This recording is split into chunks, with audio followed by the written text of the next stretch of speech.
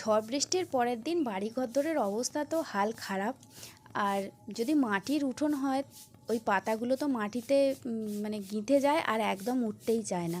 যে পরিষ্কার করে তার হাতের অবস্থা আর কোমরের অবস্থা খারাপ হয়ে যায়। আমার তো আজকে হাল খারাপ, দেখো পুরো দৌড়েতে ভর্তি হয়ে গেছে। কালকে বৃষ্টি হয়েছিল আর ঝড় হয়েছিল, পুরো দেখো দৌড়ে ঘরে পাতাতে ভর্তি হয়ে গেছে। আর তোমাদেরকে তো ওয়েলকাম জানানো হয়নি আমার। নমস্কার বন্ধুরা, কেমন আছেন সবাই? আশা করি সবাই ভালো আছেন আর আমিও খুব ভালো আছি। তো তার ফ্যামিলির আরও একটি নতুন ব্লগে আপনাদেরকে সকলকে স্বাগত জানাই। এখন তো দুদিন একদিন ছাড়াই ঝড় হচ্ছে, বৃষ্টি হচ্ছে। আমাদের গ্রামের এখানে না ইলেকট্রিকের অবস্থা ভীষণ খারাপ। ফোনে ঠিকমতো চার্জ দিতে পারছি না, সেজন্য রেগুলার ভিডিও তোমাদের দিতে পারছি না। একটু পরেই তো বুবুনকে স্কুলে যাওয়ার জন্য রেডি করতে হবে, ওই জন্য আজকে অনেক ভোরে উঠেছি।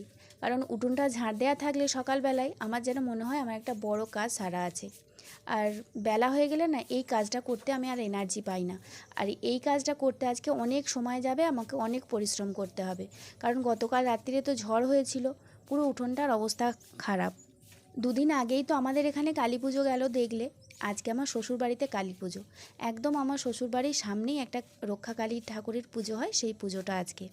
আর ওই পুজোটা প্রত্যেক বছর আমি বিয়ের পর থেকে দেখে আসছি। রায়বাবু ওই পুজোটাতে উপোস করে মানে চা পর্যন্ত খায় না, সারা দিন উপোস করে থাকে। আর এখন দেখো আমি বুবনকে ঘুম থেকে তুলছি। ওকে ঘুম থেকে তোলার আগে আমার উঠোন ঝাড়, ঘর মোছা এগুলো সব হয়ে গেছে।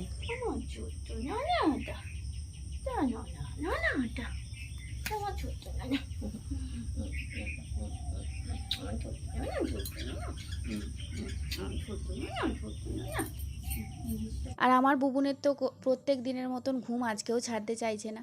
স্কুল থাকলেই আমাকে এরমভাবে কোলে করে নিয়েছে, আদর করে তারপরে ঘুম ছাড়াতে হয়। আর এটা ওর প্রত্যেক দিনের রুটিন। কিছুতেই ওর হাতে ব্রাশ দিয়ে দেবো, ব্রাশটা নিয়ে এখানে বসে পড়বে। এখানে বসে খানিকক্ষণ মানে 2-3 মিনিট বসলে ওর ঘুমটা ছেড়ে যায়। তারপরেও নিজে নিজে ব্রাশ করে নেবে। আর ব্রাশটা করার পরেই ওর মেজাজটা ঠিক হয়ে যায়। এই যে মুখে আঙুল দিয়ে এখন একটুখানি ঘুমটা ছাড়াচ্ছে দেখো। আর এদিকে রায়বাবু উঠে পড়েছে ঘুম থেকে, ওকে বেরোতে হবে বলে। ও আজকে বেরোতো না, কিন্তু যেহেতু কালকে ঝড় বৃষ্টির জন্য কামাই হয়ে গেছে, সেজন্য আজকে ওকে বেরোতেই হবে। আজকে যেহেতু ওর উপোস আছে, মানে ও জল চা কিছুই খাবে না। আজকে ওর এতখানি রাস্তা বাইকে করে যাওয়া আবার আসা, এটা বড্ড কষ্টকর, কিন্তু কিছু করার নেই। কালকে বেরোতে পারিনি বলে আজকে তো বেরোতেই হবে।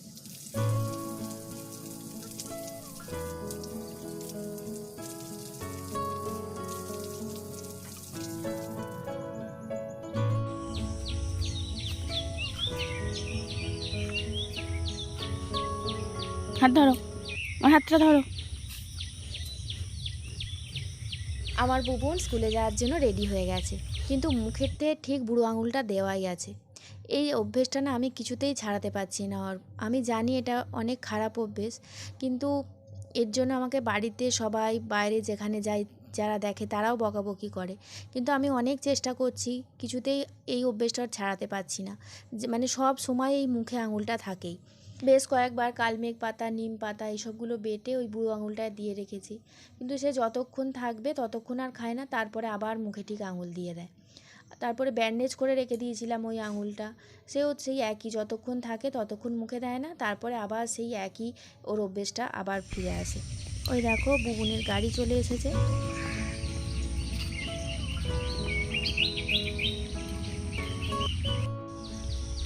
বুবুনকে স্কুলের জন্য ছেড়ে দিলাম।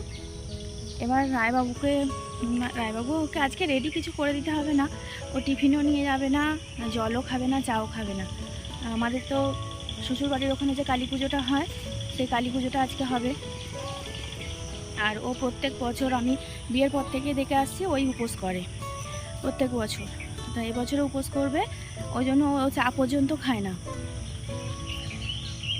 অনেক উপোস করলে চা খায়, ও চাও খায় না। আর ও আজকে এমনিই চলে যাবে, যেহেতু গতকাল ঝড় বৃষ্টির জন্য ও যেতে পারেনি অফিসে, ওই জন্য আজকে যেতেই হবে। না হলে আজকে হয়তো কামাই করতো, কারণ কি উপোস করে আর এইরকম রোদ্দুরেতে এতখানি যাওয়া আবার আসা রাত্রিরে কষ্টকর, কিন্তু কিছু করার নেই। এবার বলছে যে আজকে উপোস করে যদি আগামীকাল শরীরটা খারাপ করে তাহলে পরপর 3 দিন অফিস কামাই হয়ে যাবে। ওই জন্যে বলছে আজকে যাই কষ্ট করে হলেও, উপোসের পরের দিনটাই তো বেশি কষ্ট হয়। আজকে গেলে তবু যদি কালকের দিনটা ছুটি পাই। চলো এবার রায়বাবু বেরোবে, রাতুল পড়তে যাবে, সকাল সকাল থেকে একে একে সব এবার কাজে বেরোবে, তাদের রেডি করে দিই। আমার এদিকের সব কাজ হয়ে গেছে, কিন্তু আজকে ঠাকুরের কাজটাও আমাকেই করতে হবে। চলো দেখি রায়বাবু কী করছে। রায়বাবু এইমাত্র বেরিয়ে গেল, এবার জামা কাপড়গুলো রোদে দিয়ে দিই। আজকে তবু একটু রোদ্দুর বেরিয়েছে, গত 2-3 দিন ধরে তো জামা কাপড়গুলো কাচা হচ্ছে আর ওই ঘরে দৌড়ে কোনো রকমভাবে মেলে দেওয়া হচ্ছে। আজকে রোদ্দুর বেরিয়েছে, জামা কাপড়গুলো একটু ভালো করে শুকিয়ে নিই। আবার এখানে তাড়াতাড়ি আজকে কাজকর্ম খাওয়া দাওয়া সেরে নিয়ে ও বাড়িতে যাব, মানে আমার শ্বশুর বাড়িতে। মা গতকাল রাত থেকেই চলে যাওয়ার কথা বলছে, কারণ কালী পুজোটা বারোয়ারির কালী পুজো, কিন্তু যেহেতু আমাদের বাড়ির দৌড়গড়াতে হয়, যেন মনে হয় একদম আমাদেরই পুজো, খুব আনন্দ হয়। আর আমাদের বাড়িতে তো অনেক আত্মীয় স্বজন আসে, আমার ননদ নন্দাই, আমার মা শাশুড়ি, এরা সবাই আসে। আর আমি চলে গেলে আমার মা তো একা থাকতে পারবে না, মায়ের জন্য রাতুলকে থাকতে হয়। আর রাতুলের এমনিতেও পড়া আছে, ওই জন্য যাবে না বলছে। কিন্তু আমি চলে যাব ওখানে আনন্দ করতে, আর আমার ছেলে এখানে থাকবে, আমার মনটা খারাপ করে। ওই জন্য আমি রাত্রিরেই যাব, একদম রায়বাবুর সাথে যাব। আমার বুবনকে আমি আমার সাথে নিয়ে যাব, আর রাতুলের মায়ের দুজনের রাত্রিরে রান্না করে রেখে তারপরে যাব। যদি রায়বাবু একটু আসতে দেরি করে, তাহলে একদম রাত্রিরের খাবার ওদেরকে খাইয়ে দাইয়ে এখানটা একদম মিটিয়ে দিয়ে নিশ্চিন্ত হয়ে তারপরে যাব। আর ওখানে তো আমার যা আছে, ওখানে তো আর গিয়ে আমাকে রান্না বান্না করতে হবে না, তাহলে একটু দেরি করে গেলেও কোনো অসুবিধা নেই।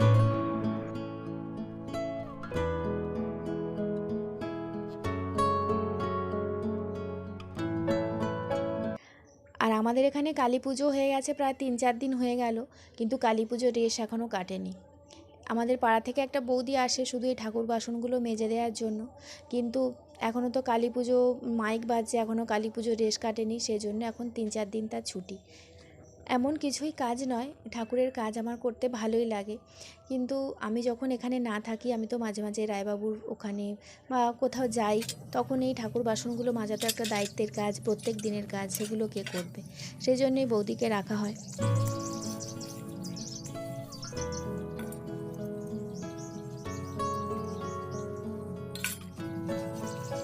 আর ঠাকুরের বাসনটা তো এখন মাজছি, আর আগে ঠাকুরের ঘরটা মুছে দিয়েছিলাম, আর শুধু ঠাকুরের ফুলটা তুলে দিলেই ঠাকুরের কাজ হয়ে যাবে। ঠাকুরের ফুলটা মাই তুলে দেয়, কিন্তু মায়ের আজকে দেরি হচ্ছে বলে আমিই তুলে দেব।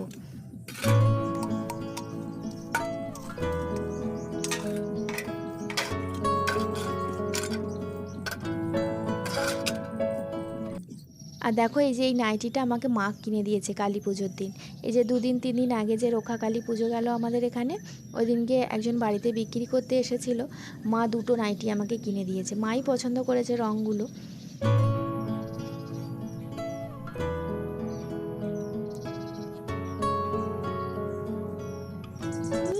চলো, তোমাদের সাথে কথা বলতে বলতে আমার ঠাকুরের ফুল তোলা হয়ে গেছে, ঠাকুরের কাজটা কমপ্লিট হয়ে গেছে।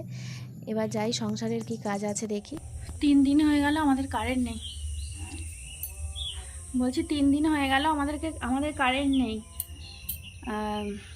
কারেন্ট থাকবে না এরকম ভেবেই, ঝড় জল হলে তো আমাদের এদিকে কারেন্ট চলে যায়, সেই জন্য খাবার জলটা অনেকটা তুলে রেখে দিয়েছিলাম, অনেক 4-5টা বালতিতে জল তুলে রেখে দিয়েছিলাম। কিন্তু স্নানের জল, ব্যবহার করার জল আর কি, সেগুলো কত ট্যাঙ্কিতে তুলে রেখেছি, আর বড় বড় যে স্নানের বালতিগুলোতে, ওগুলোতে তুলে রেখেছিলাম, কিন্তু সেগুলো এবার শেষ হয়ে গেছে। এই যে ঠাকুরের বাসন ধুতে গেলাম, গিয়ে দেখলাম আর জল নেই। এবার সেই জল তুলে তুলে আনতে হবে পাশের বাড়ি থেকে, জল তুলে তুলে এনে তারপরে চালাতে হবে। এতগুলো মানুষ স্নান করবে, কাচাকুচি, পায়খানার জল, সমস্ত কিছু। এই কারেন্ট চলে গেলে কি শাস্তি আমাদের বাড়িতে। আর আমাদের এখানে তো আরও পাড়া সবাই কারেন্ট আছে, আমাদের কারেন্ট নেই। আমাদেরই কী বলো তো, আমাদের বাড়ির চারপাশে তো বাঁশ বাগান, এবার ওই তারের সঙ্গে বাঁশ বাগানের সঙ্গে জড়িয়ে গেছে। সেই পরশুদিনে যে ঝড় হয়েছিল, ওই বাঁশের যে ডগলাগুলো তারের উপরে এসে পড়েছিল। যতক্ষণ না ইলেকট্রিক অফিসে খবর দেওয়া হয়েছে, যতক্ষণ না ইলেকট্রিক অফিস থেকে লোক আসে, ততক্ষণ করা যাবে না। মানে আমাদের যে ইলেকট্রিক মিস্ত্রি বাড়ি, তাকে দিয়ে হবে না, সে পোস্টের ওপরে তুলতে হবে।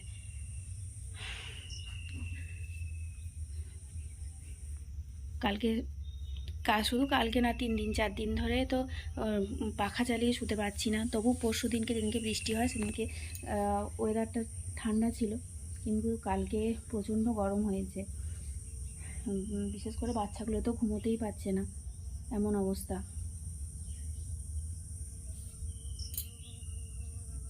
চলো কী অবস্থা হয় জানি না। এখন তো জল তুলতে যেতে হবে, জল তুলে এনে সমস্ত কিছু স্নান করা, খাওয়ার জলটা যা আছে যদি আজকে সেরে দিয়ে যায়, যদি আজকে কারেন্ট চলে আসে তাহলে খাবার জলটা আজকে হয়ে যাবে।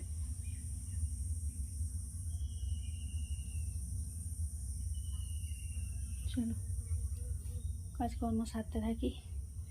এই নাইটিটা আজকে নতুন পরলাম। আমার মা কালী পুজোর দিনে আমাকে 2টো নাইটি কিনে দিয়েছে। বাড়িতেই এসেছিলো একজন বিক্রি করতে। এই যে এই রকমের একটা, আর এই আর একটা নীল রঙের, এই দুটো। চলো তাড়াতাড়িগুলো কাজকর্মগুলো করে নিই। কারেন্ট এলে আবার একটু ঘুমিয়ে নিতে হবে। 2 দিন 3 দিন ঘুম হয়নি কারেন্টের অভাবে। সবাই মিলে হাওয়া খাচ্ছি, কতদিন পরে পাখার হাওয়া খাচ্ছি। পাখা ঘুরছে মা, পাখাটা ঘুরছে আলটিমেটলি। আমাদের সবাই কি আনন্দ, পাখা ঘুরছে। আজ কতদিন পরে একটু পাখার হাওয়া খাচ্ছি। রাত্রিরে তো ঘুমোতে পারছিলাম না গরমে, গত 2 দিন। যেদিনকে ঝড় বৃষ্টি হলো তবুও একটু ওয়েদারটা ঠান্ডা ছিল, শুয়েছিল। আজকে আর বিছানা থেকে কেউ নামছি না এখন। দিদিও এখন হাওয়া খাচ্ছে।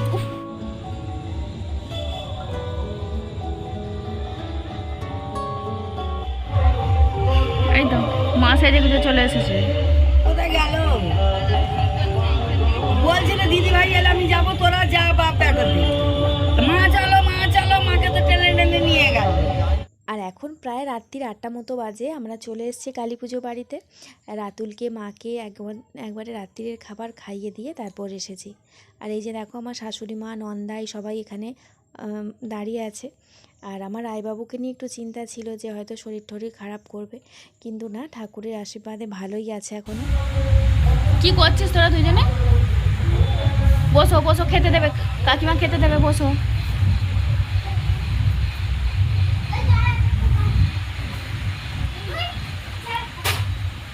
আর এনারা তো দুজনকে পেয়ে আত্মহারা, একদম আনন্দে আত্মহারা। আমার বুবনকে এইমাত্র খাইয়ে এনেছি, ওর খিদে পাওয়ার কথা নয়। যেহেতু অংশু মানে আমার দেওরের ছেলে বলল মা আমার খিদে পেয়েছে, ওকে চানাচুর দিয়ে পান্তুয়া দিয়ে ওর মা মুড়ি দিয়েছে, ওরও দেখে খিদে পেয়ে গেল। তো এইরকমই ওরা সর্বক্ষণ এইরকমই, একজনের টয়লেট পেলে বলছে আর একজন পেয়েছে, একজনের পটি পেলে বলছে মা আমার পটি পেয়েছে, এমনকি জল পিপাসা পেলেও দুজনের একসঙ্গেই জল পিপাসা পাচ্ছে। আবার কখন বলতে কখন হয়তো আবার একটুখানি ঝগড়াঝাটি হয়ে যাবে খানিকক্ষণের জন্য, সেটাও বলা যায় না।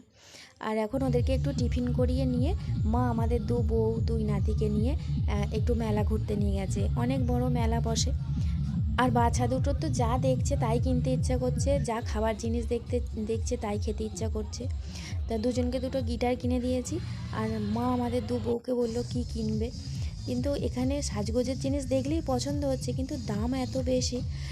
তা কয়েকটা শুধু কাপ কিনলাম, কাপগুলো বড্ড বেশি ভেঙে যায়।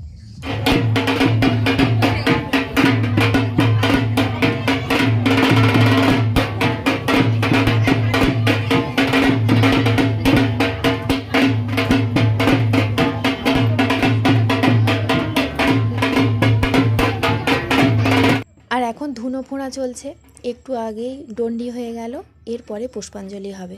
রায়বাবু একটুখানি ঘুমিয়ে পড়েছিল, বড্ড ক্লান্ত লাগছিল। এইমাত্র মা ডেকে দিল, ও এখন স্নান করতে গেছে। ও স্নান করে এসে তারপর এখানে পুষ্পাঞ্জলি দেবে।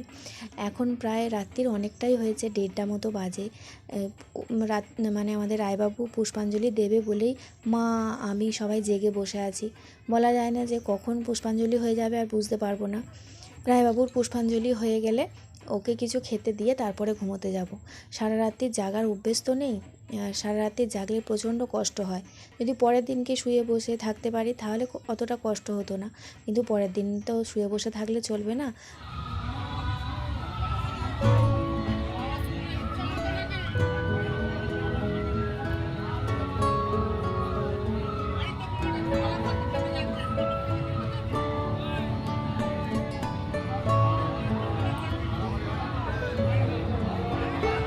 আমার রায়বাবুর ওদিকে তো পুষ্পাঞ্জলি হচ্ছে দেখলে। আর এখানে কতগুলো পাঁঠা দেখো, অনেকগুলো, প্রায় 20-25খানা পাঁঠা এখানে বাঁধা আছে। তা আমি এটা দেখতে পারি না, আমার খুব কষ্ট হয়, ওই জন্য আমি এক্ষুনি চলে যাব এখান থেকে।